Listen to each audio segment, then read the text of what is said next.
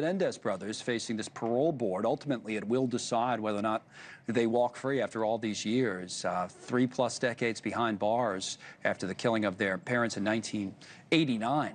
Eric Menendez appearing before the parole board today. It's a virtual hearing.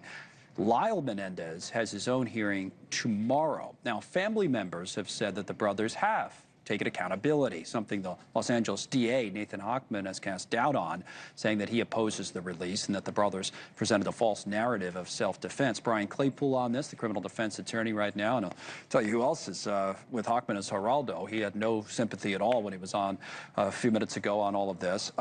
What's your take, Brian? I want to get into not only what you think, but what legal questions are considered with guys like this, now 54 and 57 years of age after all of these years. What is the judge going to, what is the parole board going to be thinking about?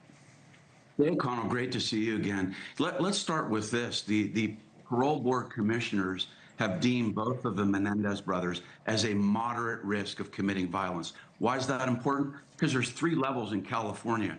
A low risk would have had a much better chance, a slam dunk basically, for the Menendez brothers, because 2/3 of inmates in California get paroled if they're a low risk.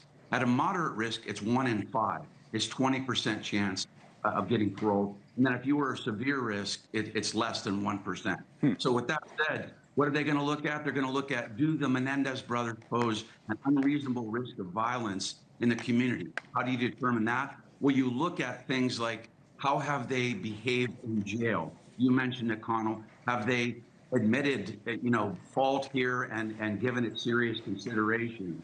Are they leading any programs, for example, in jail? I know Eric 5 and Lyle 4, and then they look at the infractions. Look, these guys don't, for being in jail 35 years, Connell, I think one brother has 9, the other has 8. They're pretty minor infractions. So that wouldn't be held against you, probably.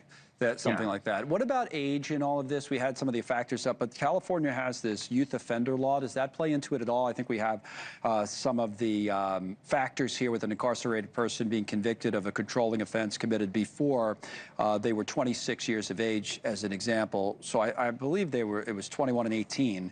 And what's interesting about this is that the older brother, Lyle, who's 57 now, will have his hearing tomorrow. He's already going to know the fate of Eric, probably, from today. So what would you say about all of that?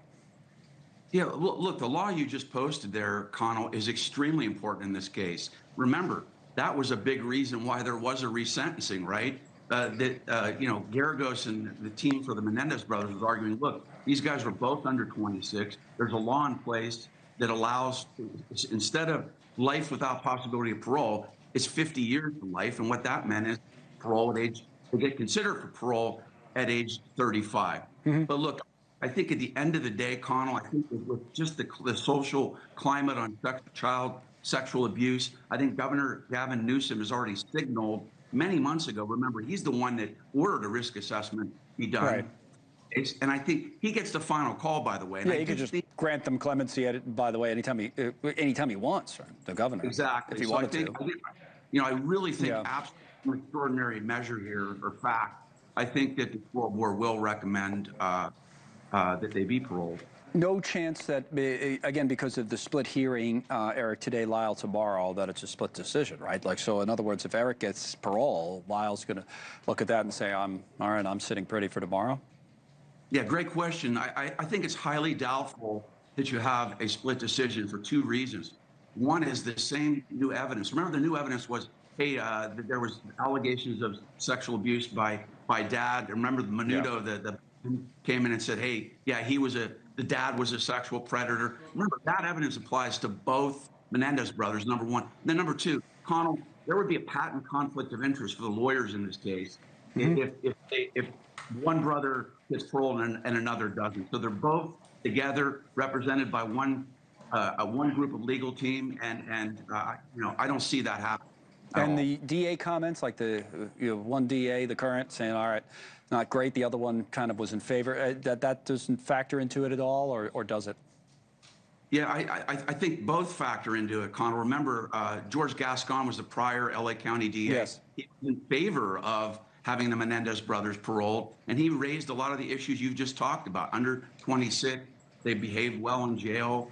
The effect of child sexual abuse on them. So that was already in evidence. Then you had Nathan Hochman come in, the new DA in LA County. He's the converse of that. He's like, these Totally. guys have no remorse at all. They deserve to rot in jail for the rest of their lives. So look, the parole board is going to hear all of that.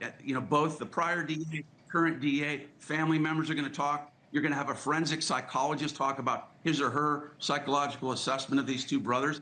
And then a decision is going to be made, but that's not the final word. It's got to be approved by a chief trial counsel for the parole board. He or she's got 120 days to do that. And then it goes to Newsom, and he has the final stamp on whether the parole. Yeah, and even this hour, we heard that no remorse case from Geraldo, like I said, and then we heard the legal explanation from you why, they might very well get the parole. So we'll watch it, we'll see. We should have one of the two, probably by the end of day today. So we'll see about that. Brian, thank you as always. Always good to talk to you.